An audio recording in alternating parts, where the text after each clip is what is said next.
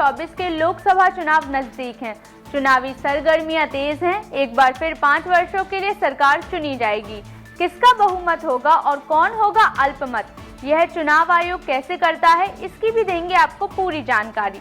नमस्कार, मैं हूं आपके साथ रोशनी अहिरवार और आप देख रहे हैं IIMT न्यूज। हाजिर हैं हम लेकर आए हैं लोकसभा आम चुनाव एवं चुनाव आयोग का एक खास विश्लेषण लेकर। कभी कभी नई सरकारें पुरानी रणनीतियों को दोहराती हैं, कई बार नई बनाती हैं। तो आइए जानते हैं 2019 में हुए लोकसभा चुनाव से कैसे अलग है 2024 के लोकसभा चुनाव, क्या है आज की परिस्थितियां। बात करें 2019 के लोकसभा चुनाव की, जिसमें 50 से अधिक राजनीतिक दलों ने अपनी भागीदारी की, जिसमें 7 राष्ट्रीय दलों के अलावा कई छोटे दल भी शामिल थे। मुख्य दलों की भूमिका में भारतीय जनता पार्टी और भारतीय राष्ट्रीय कांग्रेस थे। 17वीं लोकसभा के गठन के लिए भारतीय आम चुनाव देश भर में 11 अप्रैल से 19 मई 2019 के बीच 7 चरणों में आयोजित कराए गए थे। भारत जैसे बड़े देश में, जहां आज जनसंख्या के मामले में हम दुनिया का सबसे बड़ा देश बन चुके हैं, साथ ही हमारा लोकतंत्र विश्व का सबसे बड़ा लोकतंत्र है, ऐसे में देश में चुनाव कराना एक चुनौती से कम नहीं। यहाँ बात होती है इलेक्शन कमीशन की, यानी निर्वाचन आयोग।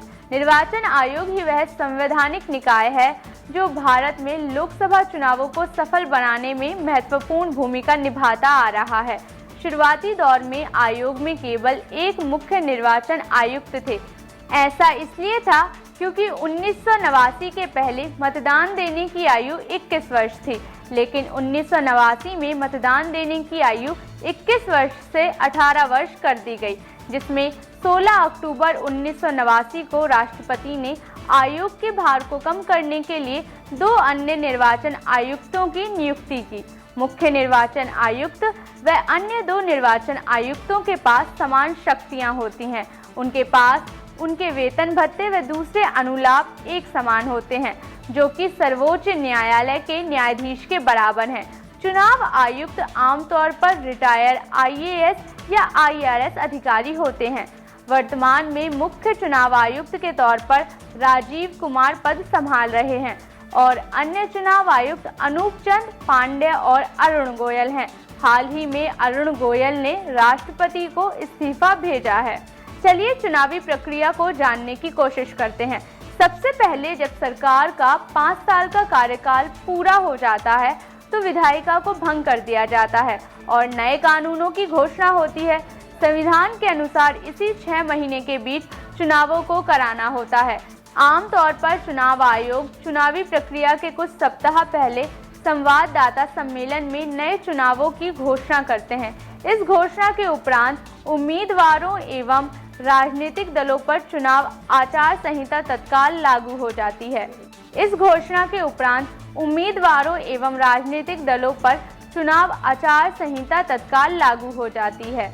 औपचारिक रूप से चुनाव प्रक्रिया चुनाव अधिसूचना जारी होने के साथ ही शुरू होती है। चुनाव मुख्य रूप से 3 भागों की प्रक्रिया है, जिसमें सबसे पहले नामांकन, फिर चुनाव और फिर मतगणना होती है। नामांकन में सबसे पहले अधिसूचना जारी होने पर चुनावी उम्मीदवार अपना नामांकन कराते हैं। नामांकन के 1 सप्ताह बाद चुनाव अधिकारी उम्मीदवारों की जांच संबंधी प्रक्रिया को पूरा करते हैं। जांच होने के बाद 2 दिनों के समय के भीतर तक निर्धारित उम्मीदवार को अपने नाम को वापस लेने का विकल्प भी दिया जाता है। चुनाव लड़ने वाले उम्मीदवारों को चुनावी प्रचार के लिए मतदान की तिथि से पहले 2 हफ्ते का समय मिलता है। नामांकन की प्रक्रिया के बाद चुनाव अधिकारी द्वारा चुनाव लड़ रहे उम्मीदवारों की एक सूची बनाई जाती है, जिसमें उनके मान्यता प्राप्त दलों के चुनाव चिन्ह छपवाए जाते हैं।